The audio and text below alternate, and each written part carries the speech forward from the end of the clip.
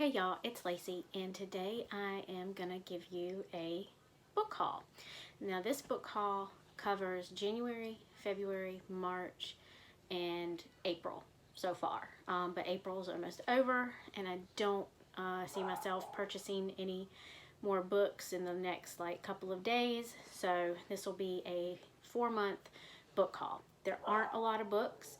I was trying not to buy too many books this year, and then of course we've gone into quarantine, so I haven't been in any bookstores or thrift stores or anything like that. So most of these were purchased through Amazon, or I did join Book of the Month, so that's mostly where I have gotten my books. And I have been keeping track of all the books that I am getting, so throughout the year, so I can just kind of see what books I get. Do I read them? Do I unhaul them after I've read them? Just a little tracker.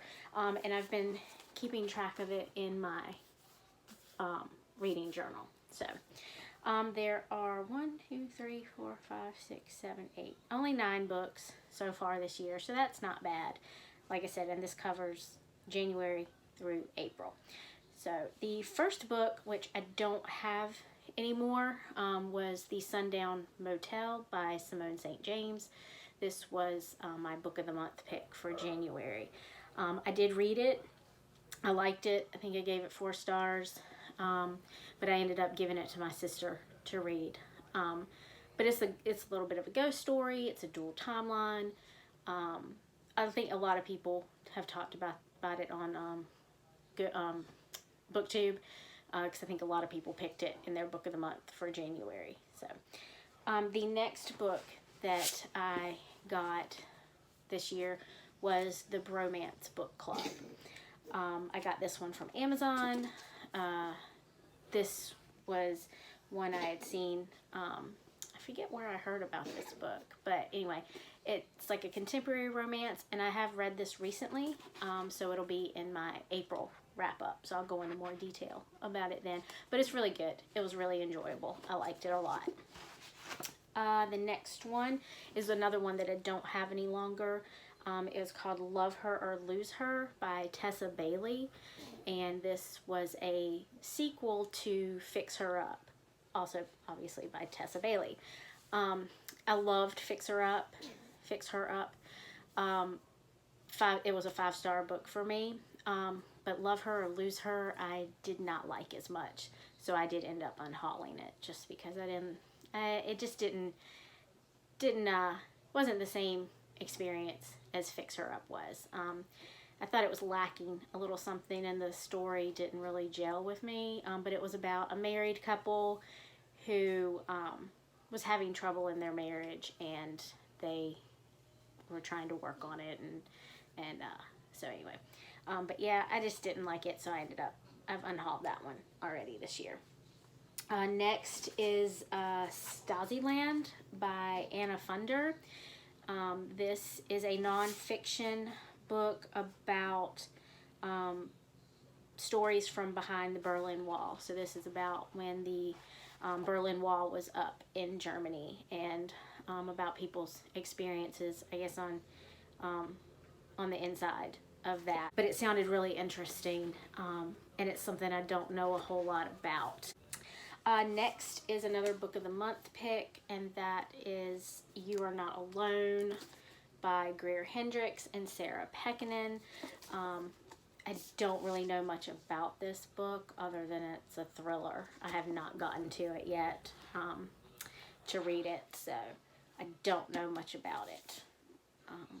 But next is Midnight in Chernobyl. I have this strange fascination with the Chernobyl disaster.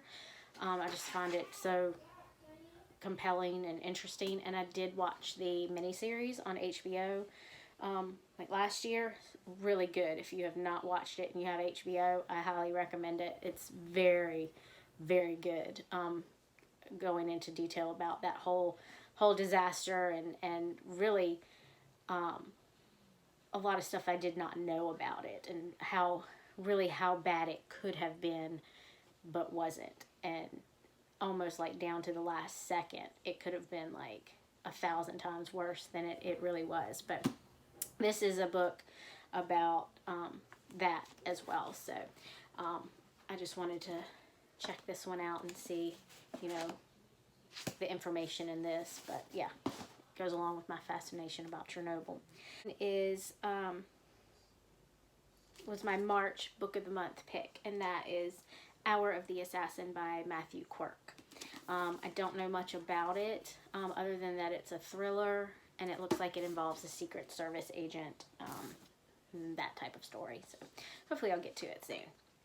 The next one is my April book of the month pick, and that is Beach Read by Emily Henry.